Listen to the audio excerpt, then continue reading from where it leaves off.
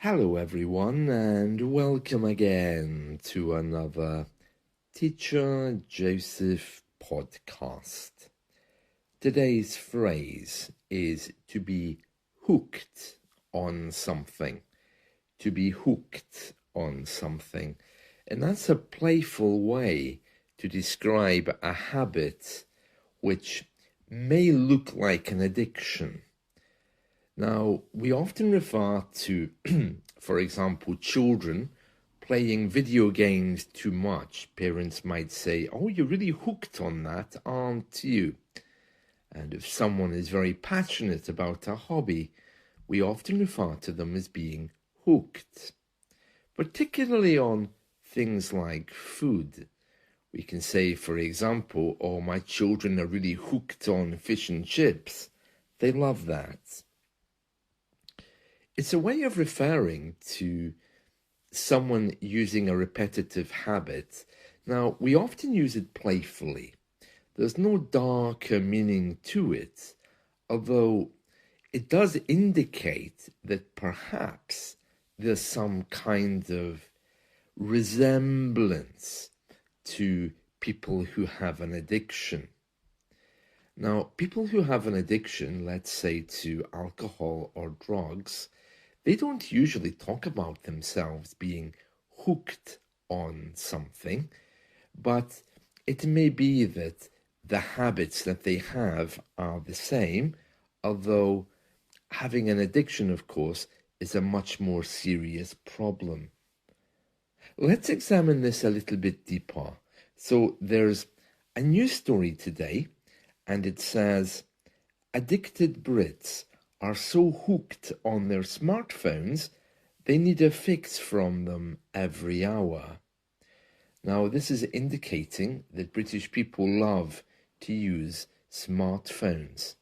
Now, there's no indication, as far as I know, that you can actually become addicted to them in the same way that you can become addicted to a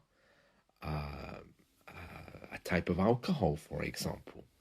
But it says here, new research also reveals we are more dependent on the devices than people in the US, France, and Germany, with 14% of British people unable to go just 15 minutes without checking their telephone. And they have an expert here who says, "We have a serious problem when it comes to smartphones and social media. Unease about digital addiction, combined with a strong view that social media is having a negative impact on young people, also makes the UK public the most likely to say that the government isn't doing enough." The poll showed 44% of British adults, equivalent to 29.5 million, stare at their phone every hour.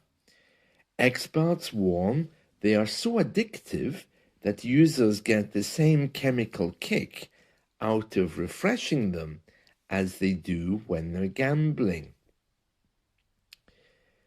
The story says that a mum of two children who runs a business called Smartphone Free Childhood believes there should be a ban in schools.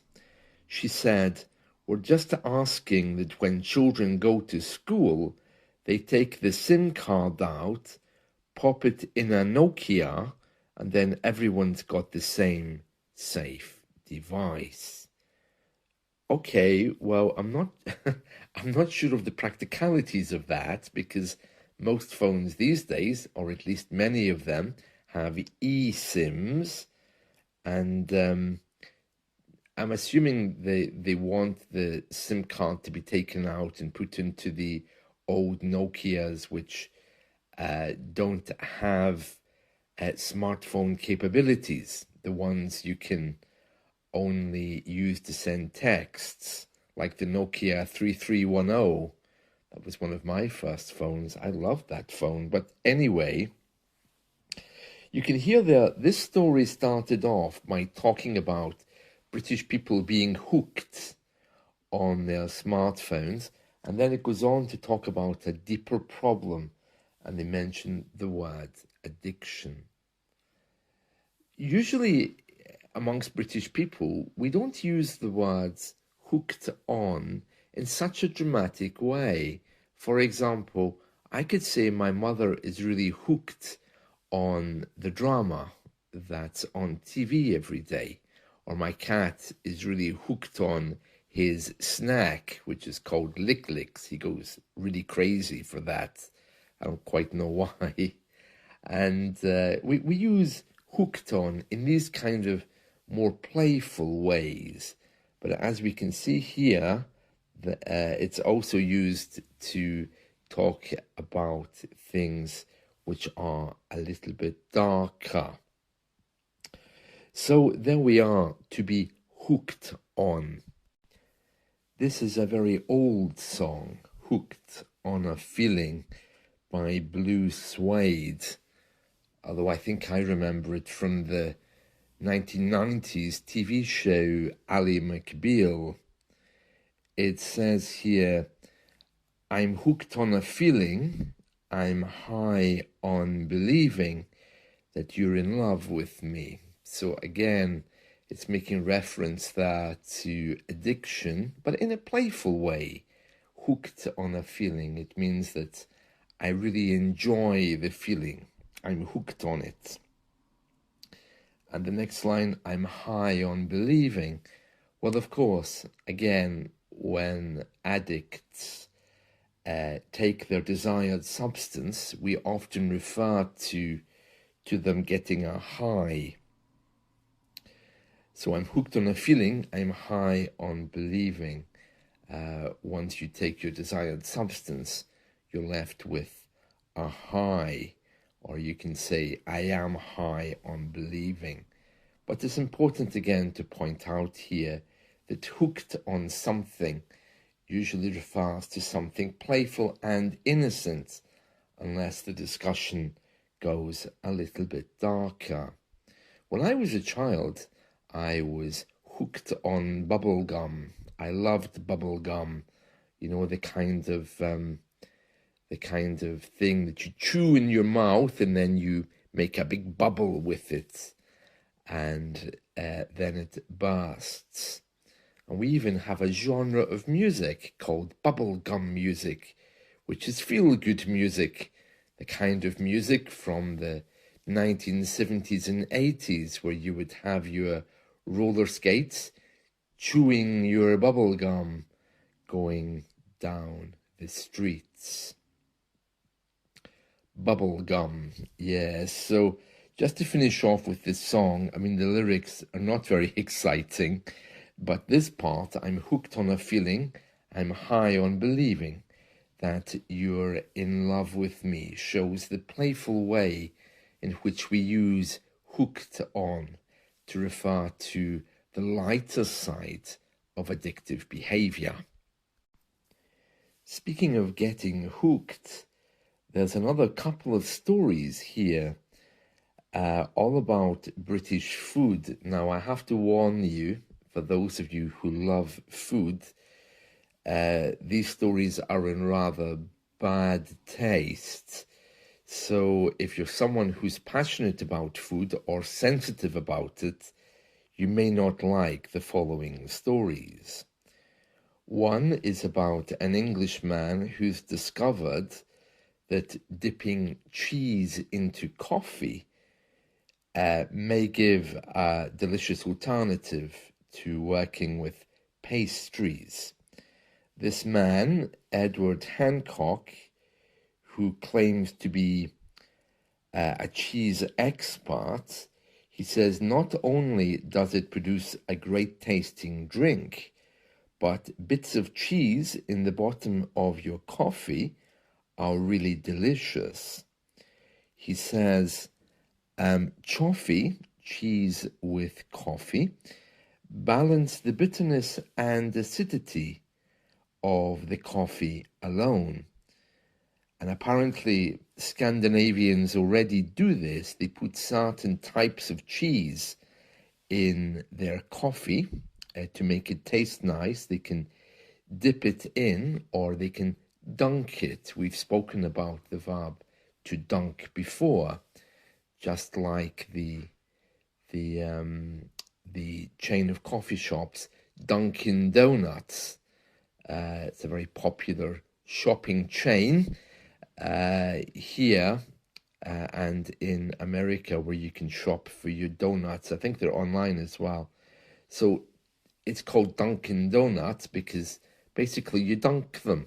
You break a bit off and you dunk it in your coffee and you eat it. The verb is to dunk. So they're saying here that you should dunk your cheese into coffee as they do in Scandinavia. And it seems that many British people are getting hooked on this in the morning times. But they're very quick to point out here, because you know British people don't really taste things, nor do we respect food. It says here, be careful, because not all cheeses go well with coffee. Flavors can clash. And they're saying that the best coffee to use is a 9-month aged Swift Reserve cheese with an espresso. So not my kind of thing at all. It sounds disgusting. And on that same note of food, the Great British Breakfast is apparently changing. And depending where you go, you may now be offered chorizo sausage instead of traditional British-style sausages, masala beans, which is a spicy version of British beans, bao buns, the Chinese small bread rolls, and even banana. And it says here, the English Breakfast Society, I didn't know there was one, says it has dropped the dogma surrounding the modern tradition amid its explosion in popularity. It's now spiced up with an Asian and Chinese twist. It says here, we aren't talking about excluding the British farmer from our breakfast plates. We're just becoming more open to the idea of substituting ingredients, such as chorizo instead of the British sausage, bao buns instead of toast, and spicy beans instead of normal beans. Oh no. Ooh. So I don't think I would be rushing out to get that. Part of the problem, I think, is British people, we don't taste. We just eat to satisfy our hunger cravings, but we don't really appreciate what we're eating. We just eat. For example, after being drunk, the big breakfast kind of fixes our belly. So we don't do it because we love the big English breakfast. We do it because either we're on holiday or we know we're going to be drinking alcohol, and it's a way of calming our stomachs, lining our stomachs before we begin. And many people also have the big breakfast before they start work. And there we are. So that's some news for today. I know many people are hooked on the big breakfast. You know, they love that. I'm not. Oh, no. Even the vegetarian version, because it's dripping with oil, doesn't do much for me at all. Although when I was younger, I really didn't care. But now that I'm more educated with food, and also because I don't drink, I don't feel a need to be eating such stuff. And next to that, it says, in a very small story, British people are going mad for the Japanese drink sake. The 15% fermented rice drink is making inroads. That just means beginning to appear or have an impact. Experts suggest swapping out wine for sake.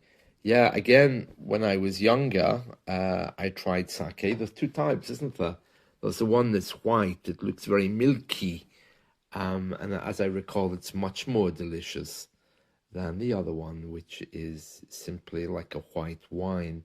Yes, very interesting. So it looks like British people are beginning to change their appetites, looking for more exotic things, presumably because they travel. Yes, sake is very famous, isn't it, around the world? Well, that's it from me today. I hope you've enjoyed this. Let's talk again soon. See you. Bye.